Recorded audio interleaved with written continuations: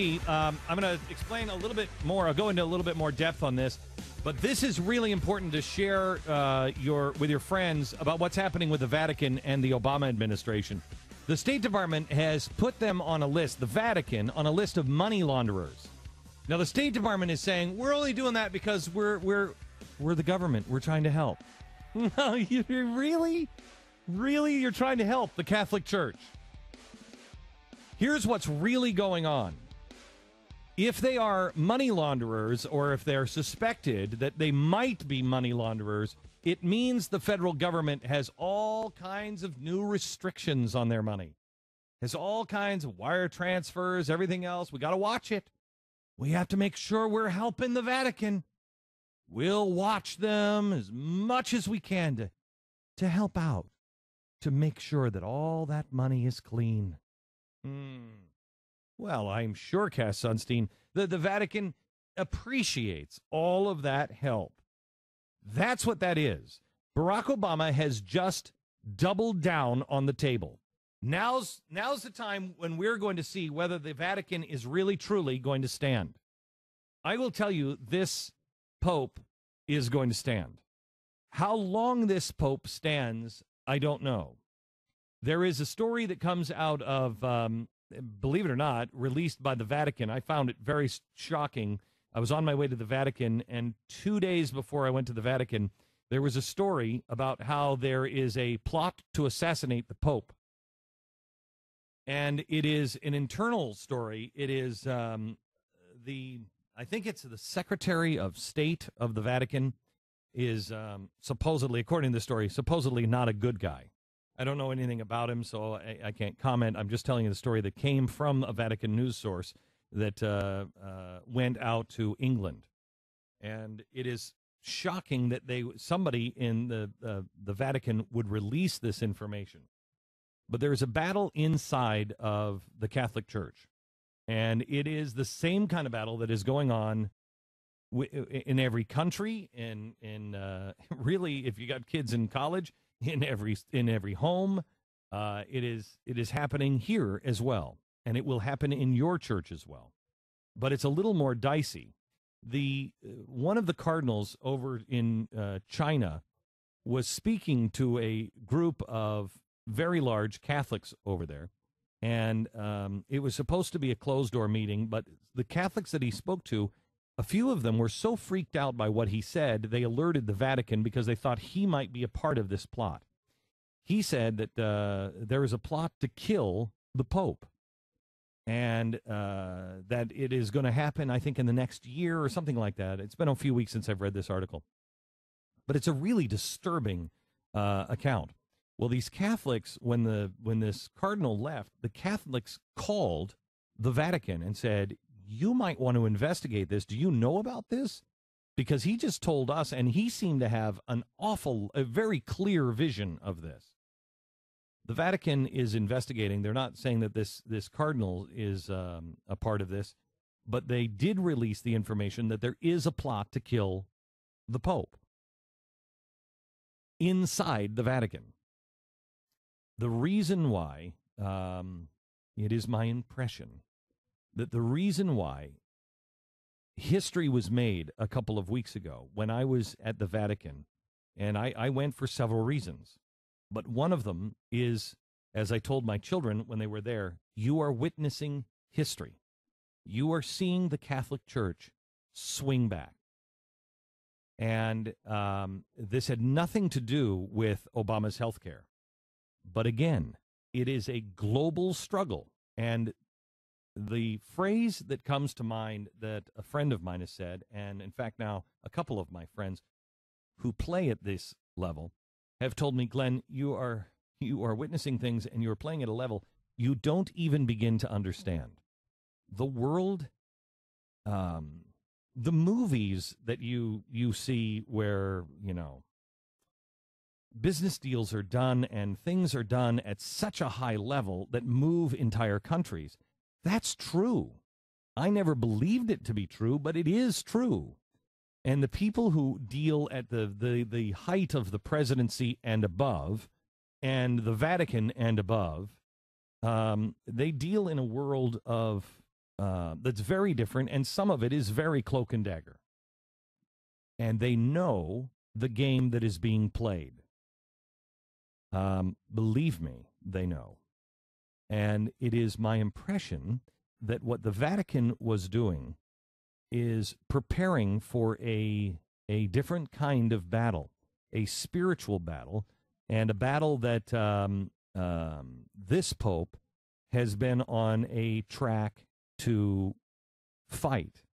I will tell you that I didn't know how I felt about this Pope or anything else until I was in Rome and I spoke to some of the counselors and spoke to some of the people there. They really, truly get it. Have you heard me, Pat, say that about any, leader of any country that I've met with, or leader of any big organization that I guess the Vatican would be, akin with? Have you heard me say this group of people really, truly understand it from start to finish? I don't think so. I don't think so. I've said that about Billy Graham. I've said that about some of the preachers. I've said that about some politicians. They get it, and they are gearing up for spiritual battle. They know that this is a battle between good and evil, and not necessarily of men. And what they're doing, my impression, is he's packing the court, if you will. This Pope is not in the best of health. And I believe that he is making sure that he's packing the cardinals to make sure that the next guy that gets in is not a lefty, is not somebody that is going to eviscerate the Catholic Church. And so he is appointing cardinals that are rock solid, traditional conservatives, if you will, with the cardinals, because the cardinals are going to vote for the next pope. This is a game that a movie will be made of at some point. So that's what the Pope is doing. The Pope just issued another letter to American bishops and said the homosexual, what did he call it? The homosexual, not agenda. I don't remember what he called it. See if you can look this up real quick. But he said that it's a very dangerous movement or something like that. With the homosexual agenda, and he said the Catholic priests and bishops need to stand up against it in America. They need to stand up against gay marriage. They need to stand up for traditional marriage, and they also need to stand up for life. And they are not to sit down. Most Catholic churches that you go to, most likely, will not be delivering that message this next weekend. But they're supposed to be delivering that message. And the Pope knows that there is a split in the Catholic Church. And he is trying to fight against it from the inside, which means Catholics, the battle, game on. And if you are not part of that battle, you are failing your church. You are failing the Pope. Because the Pope is sending these messages out, and if they are not arriving at your pulpit, it is because there's a problem in the chain of command. And if you do believe in the Catholic Church, and you do believe that the Pope is the one that speaks for you and sets the doctrine, and not the local church, then you need to be on his team.